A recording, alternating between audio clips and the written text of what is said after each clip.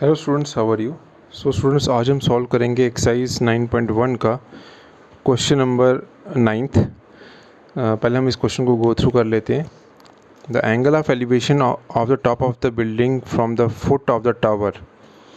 Top of the building से जब हम फुट ऑफ द टावर को देखते हैं तो एंगल ऑफ एलिवेशन 30 डिग्री का बनता है and the angle of elevation of the top of the tower from the foot of the building is 60 degree. तो बिल्डिंग से जब टावर की फुट को देखते हैं तो हम एंगल ऑफ एलिवेशन बनाते हैं 30 डिग्री का, और जब हम टॉप ऑफ द टावर से जब हम फुट ऑफ द बिल्डिंग को देखते हैं तब हम एंगल ऑफ एलिवेशन बनाते हैं 60 डिग्री का। If the tower is 50 metre high, find the height of the building.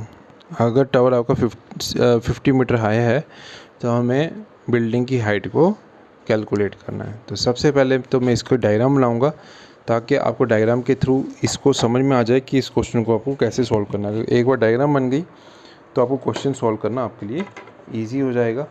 तो सबसे पहले तो मैं यहाँ पे दो लाइंस को ड्रॉ करता हूँ।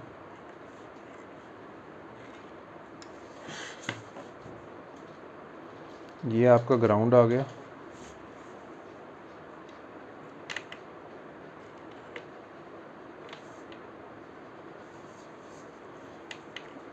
यहाँ से हम इसके बॉटम को देख रहे हैं कि this is the building, this is the tower, और यहाँ से हम टावर से बिल्डिंग के बॉटम को देख रहे हैं।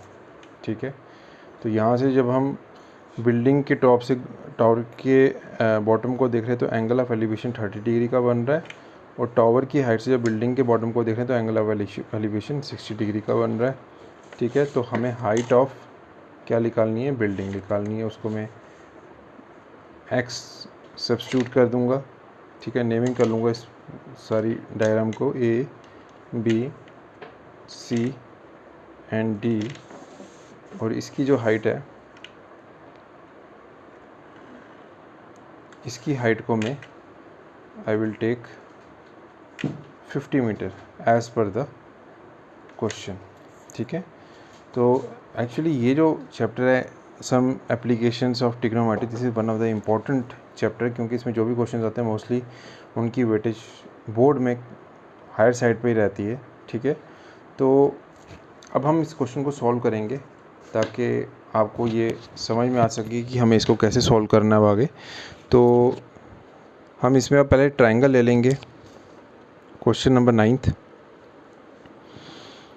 तो इन ट्रायंगल ए बी सी, ठीक है, हम ट्रायंगल लेंगे ए बी सी, और उसमें cot of 60 degree A B C, तो हम उसमें कॉट ऑफ 60 डिग्री क्या आएगा मेरा, A B upon B C which is equals to base upon perpendicular. ये हमारा बेस हुआ, ये हमारा आपका परपेंडिकुलर आया। ठीक है, तो ए बी सी जब आपने लिया, ये हमारा बेस है और ये हमारा परपेंडिकुलर, क्योंकि ये स्ट्रेट है। तो ये अगर मैं इस ट्रायंगल की बात करूँ ए बी सी की, तो ये 90 डिग्री का है। ठीक है, ये 90 डिग्री है क्योंकि एंगल के सामने वाली साइड क्या होगी, परपेंडिकुलर। आप समझ रहे हैं, और इस एंगल के सामने वाली साइड, ये वाली जो साइड होगी, दिस इज़ परपेंडिकुलर। ठीक है, तो ये चीज़ आई होप आपको समझ में आ गया होगा। तो ये आएगा आपका A B upon B C. तो ए बी की वैल्यू तो मुझे पता नहीं है, और ए बी की वैल्यू मैंने पता तो नहीं है, लेकिन मैंने उसको लेट किया हुआ एक्स, और बी सी की वैल्यू हमें पता नहीं है, बी सी को बी सी ही रखेंगे। बी सी की वैल्यू हमें पता है, बी सी की वैल्यू को 1 सेकेंड में इसको थोड़ा सा दोबारा से इसको बता देता हूँ। ए बी की वैल्यू को हमें, it is the ground distance which is not known to us, और बी सी की वैल्यू हमें पता है डेट इज़ 50 मीटर, और कॉट ऑफ 60 डिग्री हमें पता है वो कितना होता है, 1/√3। अब ए बी की वैल्यू मैं यहाँ से निकालूंगा, 50 न्यूमरेटर में जाके मल्टीप्लाई हो जाएगा 1 के साथ, 50 × 1/√3। तो ये इक्वेशन आ जाएगी 50/√3, ये मेरी इक्वेशन 1 आ जाएगी। ठीक है, इसके बाद मैं आगे अब इसको सॉल्व करूँगा, दूसरा ट्रायंगल ले लूँगा, वो ले लूँगा ए बी डी।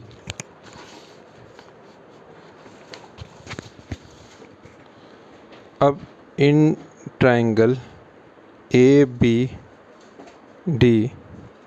फिर से एंगल मेरा कॉट ऑफ 30 डिग्री, तो हमारा जो बेस है वो तो कॉमन रहेगा दोनों के केस में, और परपेंडिकुलर आ जाएगा मेरा DA, और DA मैंने लेट किया था X, और AB upon X equals to cot of 30 degree, और AB equals to X into cot of 30 मेरा रहेगा √3।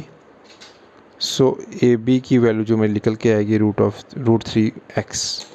तो यहाँ ये इक्वेशन मेरी आ जाएगी सेकंड। अब देखिए फर्स्ट इक्वेशन भी AB के इक्वलेंट है और सेकंड भी AB के इक्वलेंट है, तो ये दोनों इक्वल हो जाएंगी। तो आप इधर लिख सकते हो from equation first and second we get 50/√3 equals to √3x। ठीक है, अब सबसे पहले तो ये √3 यहाँ पर है, ये इधर जाकर क्या हो जाएगा डिवाइड में, उधर जाकर मल्टीप्लाई, और 50 equals to √3 into √3 into x, और ये आ जाएगा 50 इक्वल्स टू √3 इंटू √3 क्या हो जाएगा 3 इंटू x। ओके,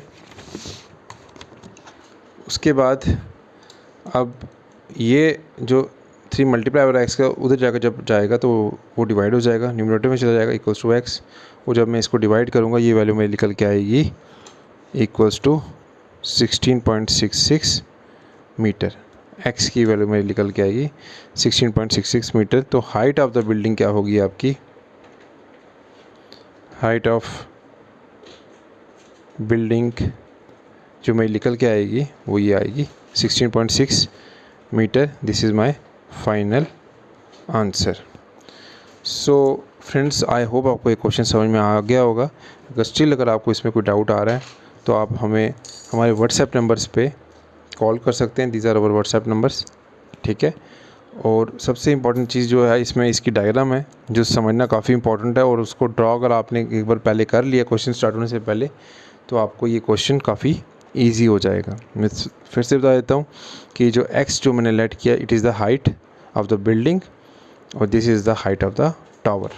तो ये टावर है, ये आपकी बिल्डिंग है।